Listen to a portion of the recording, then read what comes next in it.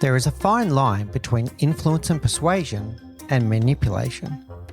Leadership is all about inspiring people into meaningful action because they want to do it, not because they were told to do it. In today's episode of the Leadership Project, I'm joined by crisis communication expert Adele Gambardella and ex-FBI hostage negotiator Chip Massey. We are celebrating their new book, Convince Me. Adele and Chip share their structured process for convincing people through the art of forensic listening, meeting people where they are, and finding common ground. We unpack the art of persuasion without it feeling like manipulation. Hey everyone, and welcome back to the Leadership Project. I've got a real special treat to you today. We have a 2-for-1 deal. We have two special guests with us. We have Adele Gambadella and Chip Massey. They are co-founders of an organization called the Convincing Company, and they run these wonderful training programs called Training So Good It's Criminal. Now, I wonder where that name comes from. Well, Adele is an expert in crisis communication and a contributor to the Wall Street Journal, and Chip is an ex-FBI hostage negotiator. And now they're co-authors of a new book called Convince Me. And that's what we're going to unpack today. We're going to unpack what it means to convince people, to influence, to persuade them, and to use some of the real life skills that Chip and Adele have learned in their career and how we can apply them into the business world and into your daily lives for that matter. So really excited about today's conversation. I know that I'm going to learn something really special from this, and I know that you will as well. So without any further ado, Adele and Chip, I would love it if you would share a little bit about your background. And what I'm really curious to know is how the two of you found each other. So Adele, let's start with you. Sure. So I had my own public relations firm, crisis agency, for about 15 years prior to meeting Chip. And I decided that I kind of got sick of managing my 15-person firm. It was exhausting. It was all I was doing was managing people. I wanted to get back to the work. So I decided serendipitously right before COVID to go and to do more book writing, training, speaking, that kind of thing. I go to an entrepreneurial dinner and Chip is there. And I'm like, wow, it would be so cool if our two skill sets were put together. I bet we would make a dynamo team. And then I heard him talking and I'm like, wow, this is really interesting. I think people would like our two skill sets put together. And then I'll let Chip tell the rest. So here's what happens, Mick, right? Again, I'm a former, government employee, right? Special agent hostage negotiator. And I'm recently, retired when I met Adele. And so she said, yeah, we should talk. We obviously have some overlap and there'd be some interesting stuff we could do. So we started talking and Adele's asking me a bunch of questions about what I did in the FBI and how, what I learned at Quantico with hostage negotiation, how I use that in the field. Interrogating him, basically. Yeah, right. Switcheroo on the tables there, right? And then at some point she goes, okay, I think we have enough now. I said, enough for what? She goes, okay, here's what we're going to do. And this is actually August, right? So 5 years from this month, right? She goes, we're going to put on a masterclass. I went, okay. She goes, and we're going to have it in New York City. Yeah. She goes, and we're going to do it in 3 months. I went, okay, hold on. What? So that's in fact what happened, right? Adele, again, part of her experience and background is in PR. She knew how to market this. And so sure enough, 3 months later, Mick, we have a masterclass going. It's sold out. We're pushing in chairs for more people and do the same thing again in DC. So that was my whirlwind introduction to Adele. And then I have to say this, and then COVID hits, and we're like, great. So the whole in-person event thing seems to have gone by the wayside. And I'm like, let's not waste this time. I was like, why don't we write a book? Why don't we collaborate on writing a book? And so that's really where the book came from. Well, I love the resilience and resourcefulness of that for you to pivot and go, well, it's an opportunity. It's an opportunity to focus and write a book. Beyond that, two other things that I love there. One thing we talk about often is about finding people that have got complementary skills. and surrounding yourself with someone that can complement and balance the skills that you bring to the table. So what I'm seeing there, Adele, is you being very confident in your own skill set, but then having the eye to see that Chip's skill set is also very special and that 1 + 1 can equal 3. And that's what I see in front of me is two people that do, even before we start the show, sharing some backstage tips here, Adele giving Chip different tips about the interview and how to set up. It's knowing your skill set, knowing what you bring to the table, seeing something special in the other person, and then 1 + 1 = 3. I think it's very special. And the other part of that is the perceptiveness for you to then, in a once-off meeting with Chip, to be able to go, there's something special here. But not only is there something special here, to have the confidence to then go, and this is what we're going to do about it, Chip. This is what we're going to do about it. That's pretty amazing. So how did it come off to you, Chip, to have someone that could see something special very quickly but want to act on it immediately? Yeah, foreign to me, right? Because in the FBI, it's all about planning. When we have the opportunity, we're going to plan, down to the tiniest detail, whether that's interviews, going out on arrest, whatever, it's planning. So, but Adele did a lot of the planning. She just iterated so much faster. And what I thought would have taken a year, she goes, no, 3 months is enough. So that included, the IP, that included, finding the space and then selling the course itself, the whole masterclass. So, yeah. Yeah. There's a couple of things I'm taking away there. First of all, we talk about this on the show quite often as well, that fear and limiting beliefs kill more dreams than failure ever did.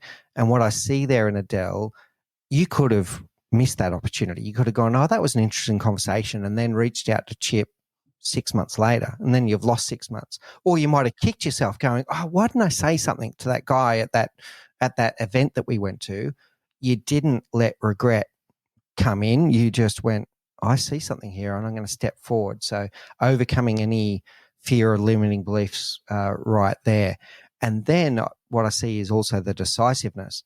And I imagine in some of the environments that both of you get in, Adele, whether it's crisis communication or Chip, you're in that pressure cooker environment of a hostage negotiation.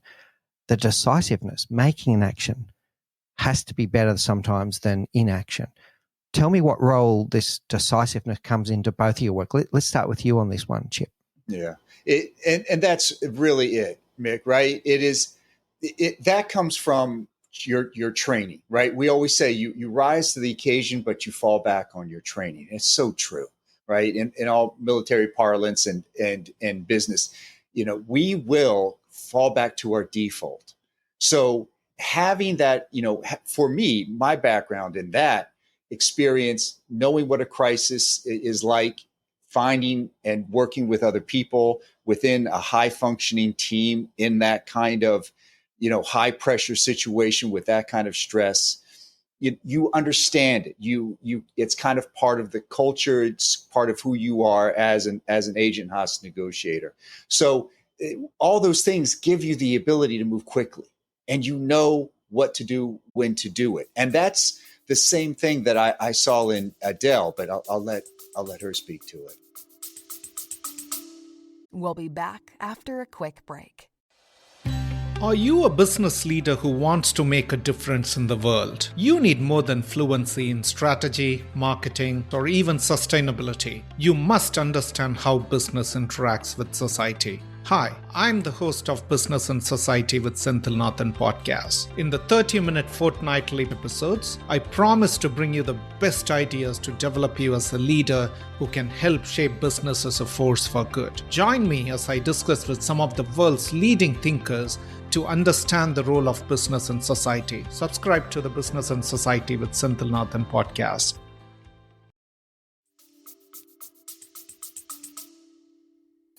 Yeah. So the one thing I would say is when I met Chip, what I recognized in his skill set, many things, but the idea that I know when I was working with executives in crisis communications and I was very proficient at it, I was successful at it and I've got people through a lot of crises, but it was a lot of times like pulling teeth. It was like the divorce lawyer showing up at the office, right? It's like, Adele's here. What did we do?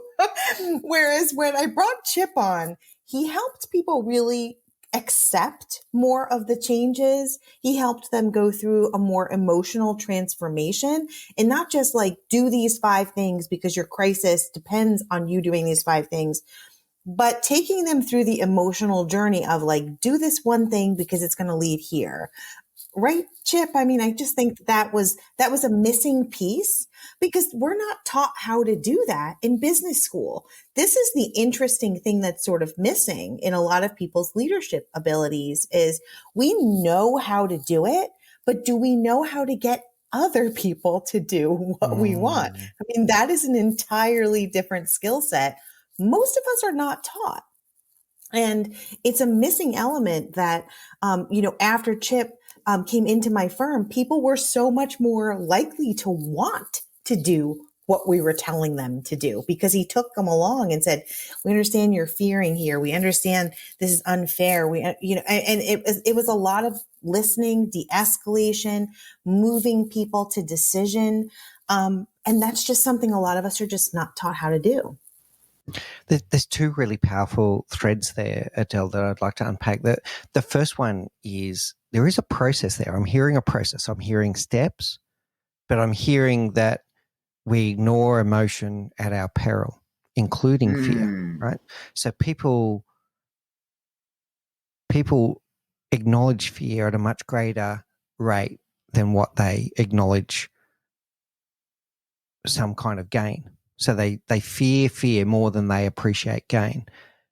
And if we ignore those emotions, we're not going to be influential. We're not going to be able to convince people. So there might be a process there. And when I picture, and forgive us, Chip, most people, even everyone listening to the show, and I'm going to say thank God on this one, most people, their experience with hostage negotiations comes from Hollywood's movies. So forgive us if we make some really bad assumptions. But we think about it as being a process, but at the heart of it are human beings, and human beings are emotional creatures. So that was the first thread. Then the second thread is that we are trying to influence people to do something because they want to do it, not because they were told to do it, which is almost our very definition of leadership here at the Leadership Project, to inspire people into meaningful action around a worthy cause because they wanted to do it, not because they were told to do it. And that's at the heart of convince me, in my view, is that ability to get people to do it because they wanted to do it, not because they were told to do it. How does that sit with both of you? I'll start with you on that one, Adele. Yeah, I mean, I think that that's 100% accurate. I think we can all agree that that is an excellent place to start, right? I mean, if it's not someone else's idea and it's your idea, they feel cajoled, tricked, manipulated. There's some like Machiavellian aspect of what you're doing there. And instead, what you want to do is move people down a continuum, what we call the convincing continuum.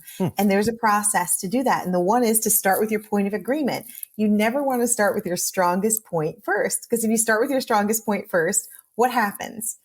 People will just dig their heels into whatever their belief already was before you started.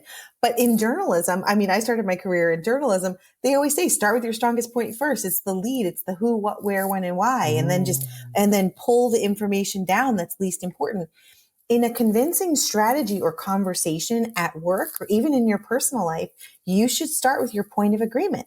We can all agree in one area and then move them down. And what you want to use is this other technique called FUD, fear, uncertainty, and doubt. Now, many of us have heard that term before, right? But you want to use it in a strategic way to unfreeze people's cognitive biases because they're frozen, right? They're frozen in whatever their belief was before you started talking to them. And if you think you can just walk in and be like, here's the point, you should change your mind, that's just not going to work. So start with a point of agreement, understand their fears about the issue, understand their uncertainties, their doubts. What's holding them back from believing what you believe? Maybe it's facts. Maybe they're emotionally tied to it. Whatever that technique is, you walk them down the continuum. And here's the interesting thing. You have to leave them with something that they go research themselves.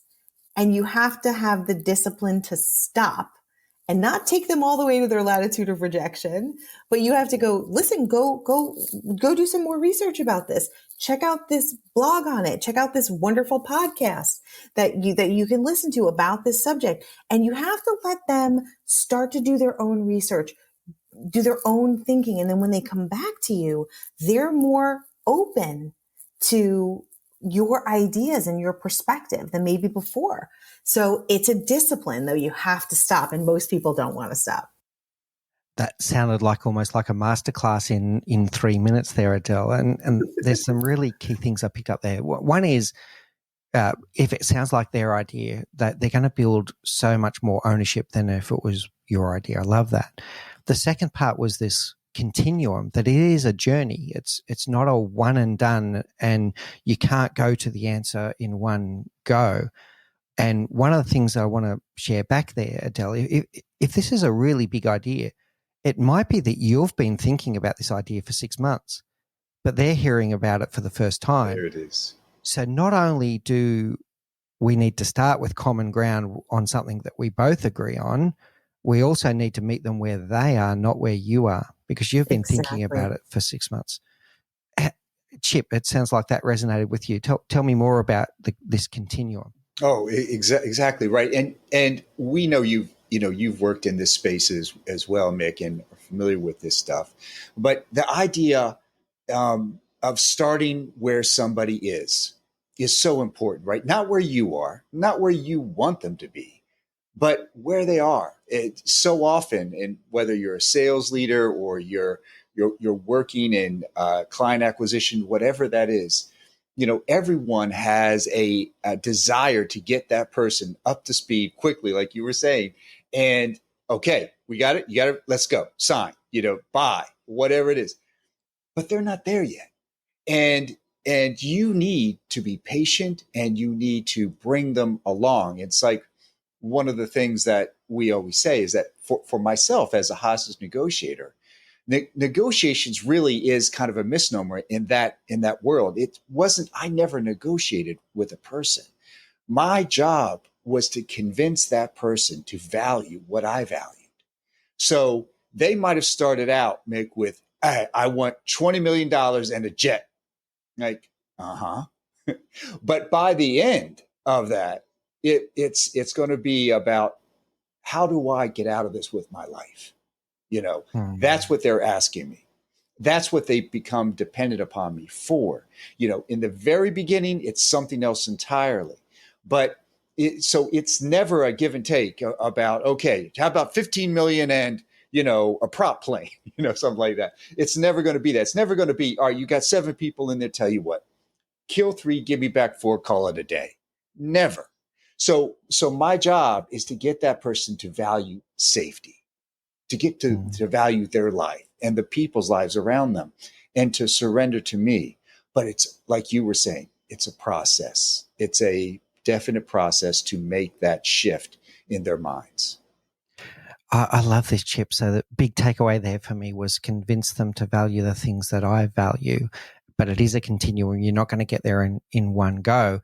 And what I'm playing in my mind the whole time you're talking there is that I could apply this technique, and here's one for everyone listening at home, but I'm testing this with you at the same time.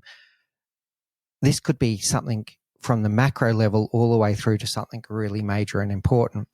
So the micro level might be something like this. It could be, hey team, we all agree that no one wants to work this weekend, right? Right. So exactly. I'm about to convince them towards some kind of course of action that will lead us to maybe doing some harder work now, some extra hours or whatever, so that we don't have to work this weekend. But what I've done is I've started with something we all agree on. No one wants to work this weekend, right? So that's the example on the micro. And the macro is your example, or the big story is yours, Chip. And it is a misnomer, this word negotiation with hostage. I'm glad that you brought that up. But what the values are here is we all agree you want to get out of this alive, right? And we all agree we don't want to destroy all of these families' lives of the people that you've held hostage. Do we agree on that kind of thing? So I'm seeing this, meet them where they are, I'm seeing this, find the common ground, and then we can work from there. How does that reflection of that micro all the way through to the big stuff, Adele, how does that sit with you? Yeah, I mean, that's totally correct. I mean, you never want to walk into a meeting and throw out, all of your ideas all at once, because people, like you said, you could be thinking about it for 6 months, a year, many years, and you walk in, you alienate people because all they're going to do is go, I don't believe that. So now I'm recounting all the ways at which I think you're wrong instead of listening. Yeah. Right. Good So one. the point of agreement is really, really key. Now, I want to work towards listening, but there's one more thing that you said before, Adele, that I want to unpack, and that is where it becomes manipulation.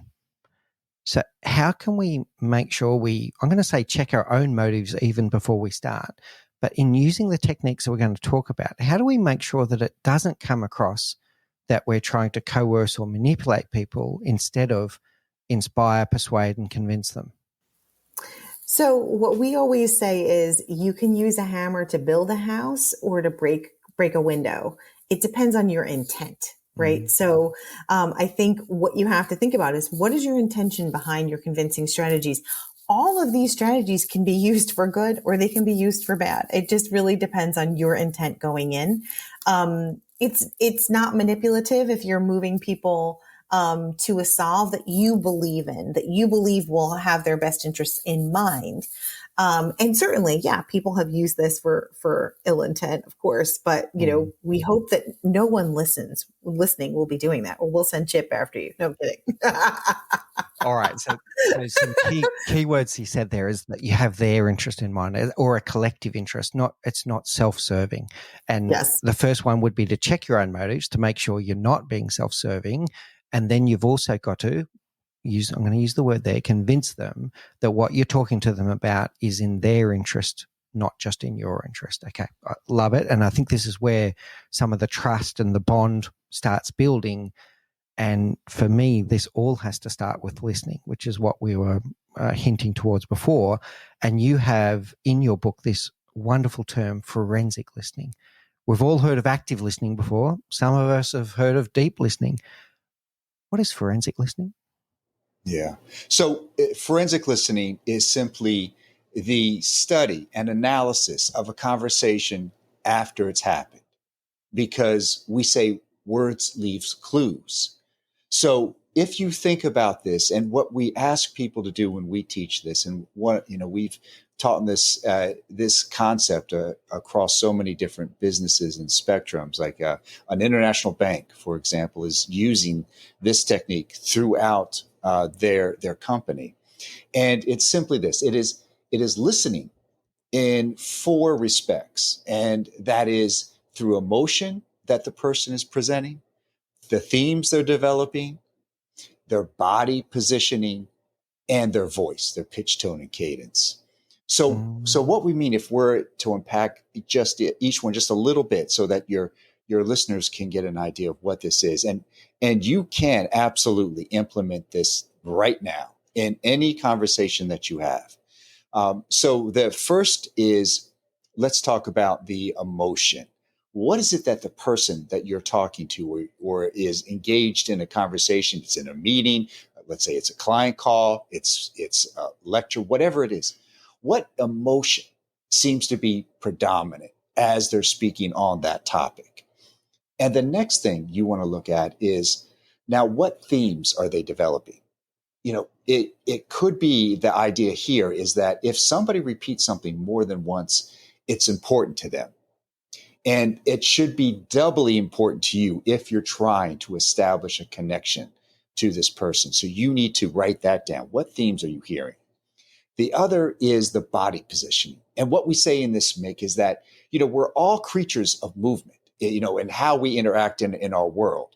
So if the person, let's say it's a potential client, is in front of you, and you notice that they're kind of just like low level, just talking. But when they get on this specific theme, you're hearing that emotion attached to it. And now, right, they're more animated. You see their hands moving. You see their head shaking, right? You're picking some things up. You're like, okay, that's important.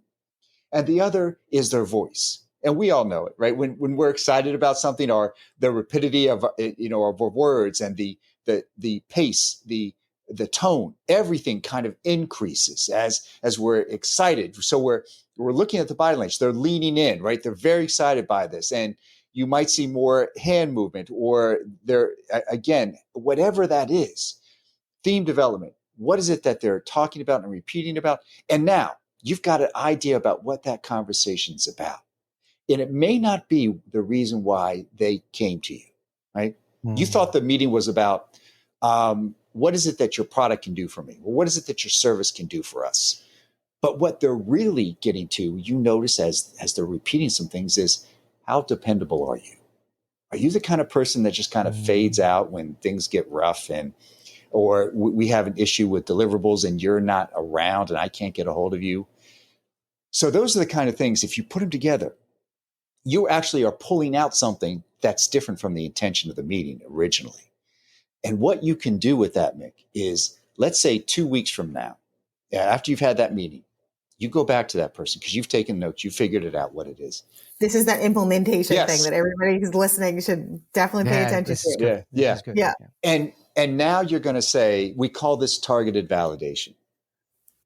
Now you're going to say to that person, I've been thinking about our conversation. And right off the bat, just that statement alone puts you, in the top 10% of people in their world. Because who listens at that level and is willing to say something back to that person about that they've been thinking? How flattering is that? Right? That's marvelous. We all love to hear that our words and our conversations have had an impact on somebody.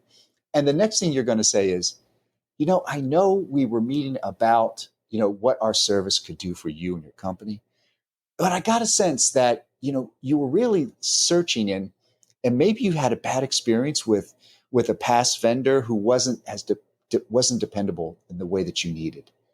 Am I close on that? Boom.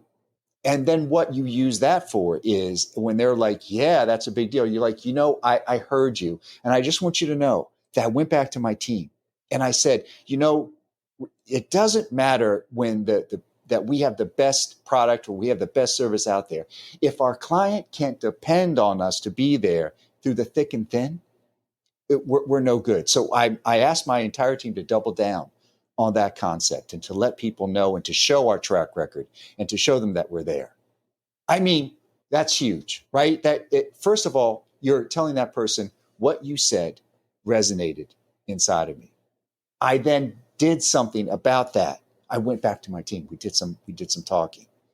And now you're expressing it to that person. How incredible that is, right? Is because attention, Mick, you know this, attention is such a precious thing. And when we can give that to another person, we're in the top 1% because we've told them your value. I value your time. I value what you're saying. And I'm willing to, to extrapolate on that and to bring it back to my company. And here's what I learned.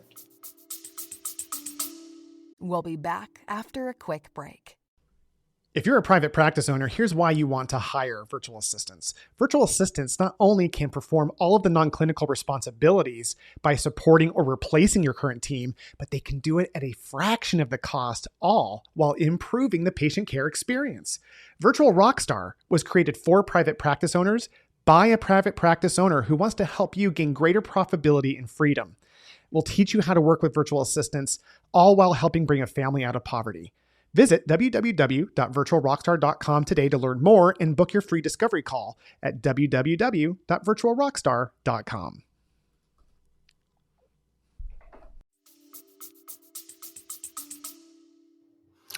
So, Chip, I've been thinking about our conversation, and sorry, I had to. See, it works though. I was already in it. He's in it. It's like, I had to do that. But it's true because everyone wants to feel seen. Everyone wants to feel heard. They want to feel like they matter. And it's the deepest form of respect to be able to listen to someone, but to truly unpick and to be curious. Show the curiosity that you're not just listening to the words, that you're listening to. You use this term in your book as well, the unstated narrative. What's the story behind this conversation that maybe isn't being said, but you're getting curious to find out what the real story is? And the words of Stephen Covey are screaming in my head. To seek first to understand, then to be understood. So you're using these forensic listening skills to truly understand what is going on in that person's world. The words are a clue, but the other clues, that emotion, what's the emotion in the room right now? What are the themes? What are the topics that keep on repeating? And then what's happening with the energy? And the energy could be the body position. It could be the tone of the voice. Oh, that topic there, that's really important. And if I do use the word negotiation here on purpose now, you're also going to get clues, Chip, on where there might be room to move. Because on the words or the part of the narrative where they're quite calm and relaxed and who cares about that? There might be something there that you can negotiate as a trade where, okay, this topic didn't seem so important to them. This topic did seem important to them. And then the art of negotiation is the ability to trade, to be able to give them what they want in exchange for something that you want, and to unlock value in that conversation. But we can't do it. We can't unlock value in the conversation unless we're forensic listening. How does that sit with you? I'd like to hear your views on that, Adele. Yeah, I love this concept. And this was really something we put together based on Chip's, 22 years as a special agent and a hostage negotiator. I mean, you use this skill set every day, Chip, right? When you work with people. And I think, there's a great quote by Viktor Kahn who said, a negotiator should be obsessively listening. You should be both Sherlock Holmes and Sigmund Freud as you're listening to people. And it's really true, right? I mean, I think that this framework that is based on Chip's, extensive experience in the field also applies to business. I mean, most of us do not get listened to at this level. We do not get validated on this level. And you can absolutely be the top 1% of the people who were in that meeting. You're probably the only one who took it away. That level of interest, attention, respect, like you said, it's the highest form of respect. So when you go back, your level of relations, like with different I'm sorry, can I say that again? Go for it. Yeah. I don't know why I could not say that. I'm sorry. So when you go back and you talk to the other person about what happened at that meeting, your relationship is so much more secure than anyone else who attended it. And they'll remember you. They'll bring you into other meetings. They will, all of a sudden, opportunities just seem to come to you because people want to be in a room with people who listen to them. Yeah, and you use this term in your book as well, a lasting bond. I think you're starting to get that lasting bond when the other person really feels that they have been listening to, and that you show the respect of curiosity, which is where we're following this here. You're not just listening to them. They go, "Oh, tell me more about that. That seemed important to you. What makes that important to you?" To unpack your curiosity, not just your ears. Unpack your curiosity. Yeah, huge. Yeah. Very, very impactful for people. And most people never get that throughout their entire career. Heck, we might not even get that at home, right? So, I mean, so if you show this level of deep listening and understanding, of forensic listening, you're going to be so much more convincing, so much more effective than anyone else who didn't do it. So the competitive advantages are huge. Okay. All right. Really good. Now I want to unpack two sub-skills that we've kind of danced around a little bit here. Chip, you mentioned around patience before. Now I'm going to throw something out there for both of you to comment on. One of the things that can be very difficult, particularly for people that I'm going to say are problem solvers, is if we act too fast, we're solving the wrong problem. So I'm going to go into a leadership role here. If one of our team members has come to us with a problem, if we don't show the patience in our forensic listening, we might start solving the problem before they've really got to what the real problem was. Because there's a good chance, I'm sharing my own bias here a little bit, but there's a good chance that when they first come to you, the first thing that comes out of their mouth, they're just warming up. and they're testing you to see if you're ready to listen. And the real issue they got in their back pocket, but they're just testing you. And if you interrupt and start solving the first thing, you haven't got to the real problem. So tell me, and I want some real practical guidance here for the leaders listening to the show. How can we be more patient to make sure we've uncovered the real problem before we start going into a co-creation mode of solving the problem? Chip, let's start with you on that one. Sure. So one of the things that we say when we do our immersive training is no problem solving allowed. It's part of the skill set, right? And again, that comes from Haas's negotiation experience. That is, we are, like you just well said, Mick, we are problem solvers. Anyone in a leadership position is a problem solver. We want to get to whatever that is that's going to reduce the pain, frustration, cost, get to it. The issue with that is that you have to allow the person, just like you said, to bring you along on what is really at play. You have to assume that the first words, like you said, are not at the crux of it. There's more to the story. There's always more to the story. And so that's one of the things that we suggest is you employ forensic listening, but you also want to do what we call the unstated narrative. And the unstated narrative is the disconnect between what somebody actually believes about you, what they have, in their head, and what they're willing to say to your face.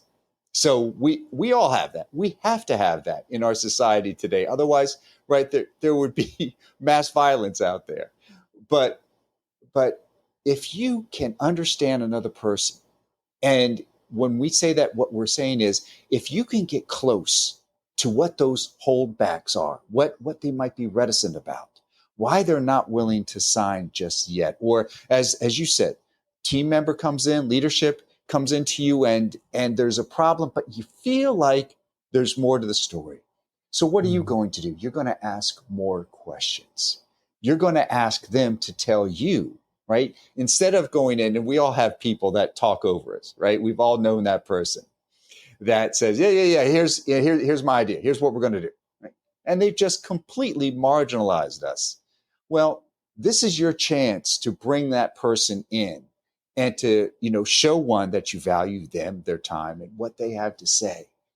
And you're going to ask better questions instead of saying, okay, what's the problem? Let's get down to brass tacks. But part of that is that discovery of what is that holdback? And it might be completely different. It's like one of the things we've said is, okay, what if you've got a team member in a high functioning team and you've noticed they're off their game? They're not performing like they used to. Their numbers are horrible. They're not making the calls. They're showing up late, leaving early. Go to that person. You're saying, hey, there's a couple bosses that we could kind of like say in this situation uses avatars. The other one is like, hey, get your act together or you're gone, right? Or the other boss is like, I've just noticed something, and I'm not, coming at you from a confrontational point here. But what I'm trying to understand is that there's a difference in your performance. And I'd like to get down to it because you're a high performer, but it's not showing up.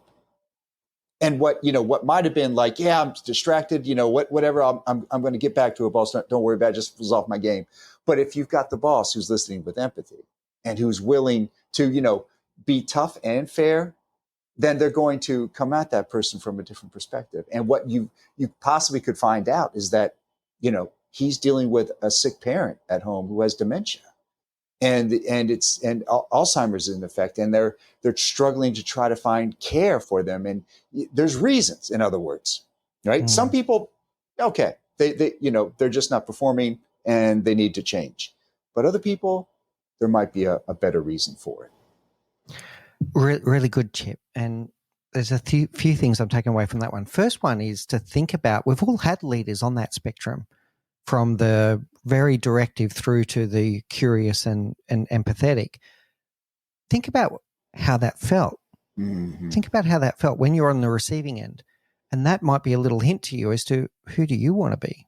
How do you want to show up? Do you want to be the one that's directive and doesn't show any empathy, or do you want to be the one that is curious and shows empathy and gets to the real challenge for the person? And I know which one I want to be. So that's a question for you all to ask yourself. Then, Chip, in asking these better questions that you're talking about and showing that curiosity, that's what we're really trying to get to, is what is the real challenge? Not what is being said, but what is the real challenge? Because everyone has this filter that you're talking about. We all walk around with a filter on in terms of what we say and what we think. How do we then unpack that so that we can get to what the real challenge was?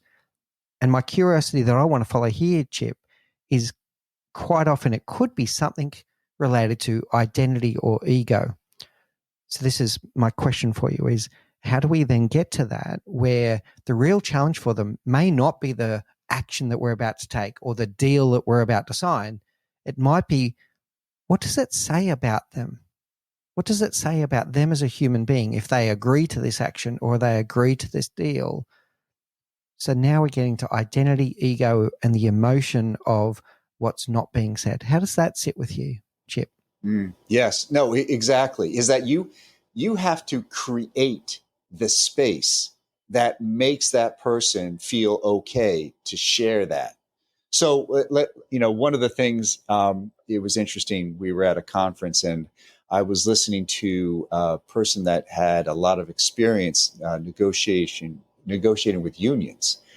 That's a tough world. And she said that she noticed that during this one negotiation, that her counterpart was, in the second, third day, it just seemed to have this different personality. Things were moving along, things were going on okay. And on this third day, she noticed that he was distracted. He was constantly looking at his cell phone, and he'd look at it, and then kind of slam it down and kept checking it. And just clearly things weren't going well, and he was being obstinate, whereas before there was a lot of movement. And so she said, as realizing there wasn't much going on and it was kind of being fruitless, she goes, you know what? Let's stop early today. Let's just take a beat, and we'll come back at it fresh tomorrow. And the guy got up immediately and zipped out of the room. She thought, oh God, maybe, I've lost him. He just does not care. He's not coming back. Well, he comes back the next day, and he's a changed man. We're moving on things. They were deciding well. It was concessions being made, and there was a positivity in the room where it wasn't before. After it's all done and signed, she goes over to the guy and says, listen, I just got to know, the other day, I just didn't think I was getting through to you. And that, that we hit a wall. I'm just curious what happened. Oh, he said, my daughter had a soccer game that night, and I knew that I was going to miss yet another game of hers. And it was just so infuriating to me. And I knew I was blowing it as a dad, and I didn't want to be that person. But the fact that let us go early, I was able to be there and be a hero, and it was great. So, hey, thank you for that, by the way. And she was like, and what the method she used in that, and it was interesting, is that she said she kind of used this kind of out of floating above the conference table. And she said, I just saw him and how distracted he was and how often he was looking at his cell phone, and something didn't add up. So that's why I chose to break it that early. But it made all the difference. It's allowing the space. I'm going to double down here on this word curiosity, because we spoke before. We're talking about reading the emotion, reading the themes, reading the shifts in energy, whether it's body language or tone, and we were picking up the signals. But here the power of the curiosity is to make sure that we're not misreading the signals, because the signal that they might be giving may not be related to the topic we're talking about. It might be completely left field. Mm-hmm. Or it could be that the real challenge for them is some kind of assumption that they're built in their head, that if we don't bring that assumption to the foreground, we can't challenge that assumption. They might be worried about something that is just not true. Mm-hmm. But if it's stuck in their head and it's not out in the open, we we can't unpack it. We can't unpack it together. So the curiosity, it's not just reading the signals and the shifts in energy that we're talking about. It's getting curious. Okay, what was that? Why was he checking his phone every 2 minutes? Why was he agitated on his seat? Had nothing to do with the content of what we were talking about. It was his daughter's soccer game. Yeah, really interesting. Unpack one more, and then we probably need to get to our rapid round. And Adele, I'm going to come towards you on this one. How do we make sure that confirmation bias isn't kicking in here? And I'm going to go double barrel here. One is that when we're doing this forensic listening, to make sure that we're not only hearing what we want to hear. That's number one. And second would be if we see the other person is also having some kind of confirmation bias, they're only hearing what they want to hear. How do we check these biases at the door to make sure that the listening is deep enough to get to the real issues? I mean, I think self-awareness and knowing what type of a convincer you are and what type of a convincer they are. I think that, and it's a very basic formula to think about it. And it almost sounds too simple, but I don't think it is. I think if you just make this one observation, you could be so much better than most people, which is if I'm an emotional person who's talking to a fact-based person, if I come in with all emotion or I load the conversation with emotion, the fact-based person gets turned off. They're not going to even listen to what I have to say. But if I go, you know what, I think I'm dealing with an engineer, maybe a person who is more of a CPA, and they like more facts and stats and research when I come into a conversation, and I start the conversation with this fact-based approach because I know that's what they like. They're going to be more swayed by my argument if I need to make an emotional argument at the end. So I think what we want to do is in order to avoid not getting to the heart of how somebody wants to be convinced is we've got to know ourselves. Hey, I'm going to come at this from an emotional standpoint, or I'm going to come at this from a fact-based standpoint, or who am I talking to? Mm-hmm. We all have biases, right? I have a bias. I have a preference. If you tell me a story, a heartwarming story, I'm more likely to be convinced. If you told me a bunch of facts and stats, and I'm sure nobody on this call is, or on this listening to this podcast would be surprised by that, right? Because I seem like, an emotional person. So if you came at me with stats, I might just go, I'm not really interested. My confirmation bias goes on immediately because I'm like, you don't think like me. You don't look at the world like me. We don't see things the same way. So just making that one little tweak. Confirmation biases are hard. We have them. They have them. So if you can just observe, how do they want to be convinced? What is likely going to guide the conversation, get them to buy into what I have to say? That's going to give you a lot of good information, and it can just make you so much more convincing than most people. Yeah, I love this, Adele. And it's another form of meeting them where they're at. Mm-hmm. So having the self-awareness to understand my style, but then having the curiosity to understand the other person's style, and then meeting their energy with something that they're going to be receptive to. It could be anything. It could be someone that's a no nonsense. They want to get to the crux of the issue immediately, versus someone that would love to go for a coffee with you and have a deep chat about it, right? So matching their energy and matching their preferred style. All right. And Mickey, many times you can find out what that style is just by listening to how they handle small talk. Yeah. Fact-based convincers hate small talk. Right? Yeah, they really don't like small talk. Emotional people, they want to do the small talk all day long. So. Love it. All right. Look, this has been an amazing conversation. I'm going to bring us to our rapid round in a moment. I want to summarize a few really key takeaways for people around this whole concept around convincing and meeting people where they're at. Let's find the common ground. What is something that we can agree on from the outset, and then we can work from there? And that it is a continuum. It's not a one and done. You can't necessarily rush this. You need to be patient, find some common ground, meet them where they are, and work from there. And then we go into this forensic listening where we're looking for words that leave clues as to what's going on here. What are the themes that keep on repeating? Where did the energy shift, whether it was body position through to tone of language? And then we're getting curious. We're not just trying to read the signals, we're getting curious about the signals. Oh, that seemed important. Tell me more about that. And now we're going to get to the point where the person truly feels heard, that they feel seen, that they feel valued. And now they're ready to build that bond with you where you can start working towards some kind of co-created solution. So it's working with the other person, meeting them where they're at, following your curiosity. Seek first to understand, then to be understood. And then we're on our way towards a influential and convincing argument around some kind of collective course of action. And if it comes across like it's their idea, they're going to take so much ownership in an investment in the eventual actions that are going to precipitate from this. And we're always looking for the unstated narrative. What's not being said? Is it something that's got nothing to do with today's conversation that's playing on the person's head? Or is it something that hasn't been addressed? And until we address it, they're not convinced because they've still got this nagging doubt in their mind that hasn't been brought to the fore.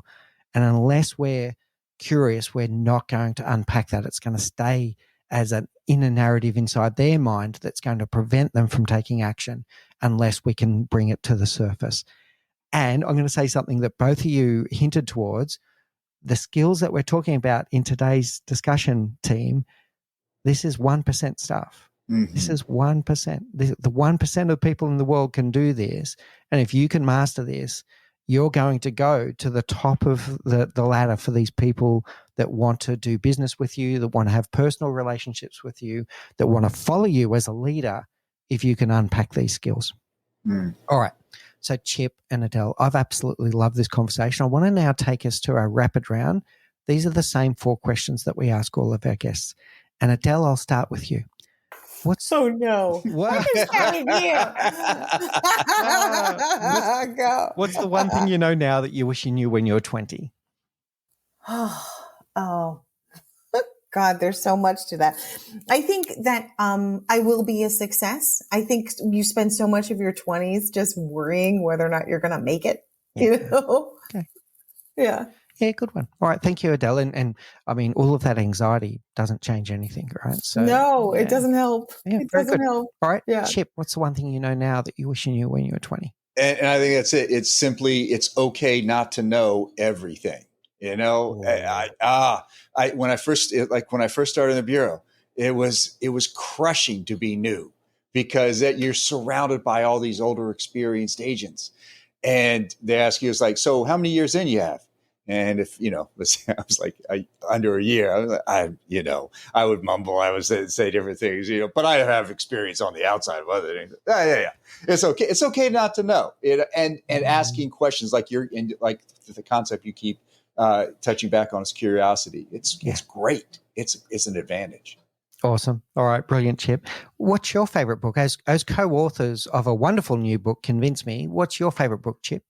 So this is actually a book that Adele told me about, and it's fantastic. It's nothing to do with business, but it's by Rob Lowe, the actor, and it's called Stories I Only Tell My Friends. Folks, if you like and enjoy, the movies and American culture and like that, you'll find it to be an incredible read. That's awesome. I did not see that one coming. That's awesome. All right, brilliant. Adele, what's your favorite book? Mine is not a business book, but I mean, started out as a journalist, so I have to say it. A Movable Feast by Ernest Hemingway. It is right. It's such a good one, but I have to say that really. Right. Okay, now what is your favorite quote, Adele? Oh goodness! Oh, I'm gonna pass. Okay. Can I lightning round pass it to Chip? Go for it, Chip. So I have I have a dog, and of course, if you have dogs, you're going to a vet, and my vet has in his office, be the kind of person your dog thinks you are, and I just. That just so hits me, it just so hits me, right? Yeah, love it. Okay. Now, finally, people are going to be enthralled with this. They're going to be listening to this going, I need this skill set, either individually or collectively in their businesses. They might want to get a copy of the book, they might want to book you for keynote speaking or for your amazing workshops, how do people find you? Yeah, so they go to trainingsogood.com, and we have online courses on crisis communications. We're doing a course on forensic listening. So there are lots of ways to get in touch with us there. You can also find our keynote speaking engagements in Reel to check that out and book us, bring us in for a workshop. We love to do these. Chip does a live hostage negotiation experience that you have a role player with a real actor. And it's so much fun, and people just walk away changed. So it's great. Oh, that sounds like a lot of fun, but also very practical because you can transform those skills into the real world. And of course, the book, Convince Me. Let's bring it up. That's beautiful. So for those listening on the audio, Adele is showing on the video as well the brand new book, Convince Me. Please go and get a copy. Reach out to Adele. Reach out to Chip. I encourage you strongly. These are the skills that you need in your own leadership, but then also in your organization if you want to take yourself to the next level. Adele and Chip, thank you so much. I feel richer for having this conversation. Thank you for allowing me to follow my curiosity about your work and to ask you these questions. I feel like I've had a front row seat, an amazing education today, and I know the audience would have got great value out of this as well. Thank you so much. Oh, thank you, Mick. Thank you. You've been listening to The Leadership Project. In the next episode, it will be a solo cast where I'll be sharing my takeaways of what I learnt from the amazing Adele Gambardella and Chip Massey today. And I'll be adding my own reflections on what I believe it takes to be persuasive, influential, without manipulating people. I'll also be sharing my leadership reflections of the week. If you are getting great value from our content, we would love it if you would leave us a rating and review on Apple Podcasts or your preferred podcast service. You can also subscribe to the Leadership Project YouTube channel, where we bring you weekly videos, video podcasts, and live stream shows. If you would like weekly leadership tips delivered to your inbox, you can subscribe to our mailing list by going to mickspears.com.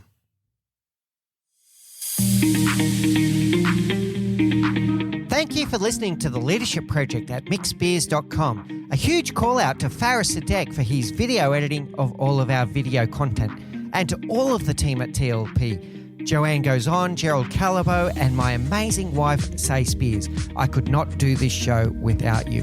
Don't forget to subscribe to the Leadership Project YouTube channel, where we bring you interesting videos each and every week. And you can follow us on social, particularly on LinkedIn, Facebook, and Instagram. Now, in the meantime, please do take care, look out for each other, and join us on this journey as we learn together and lead together.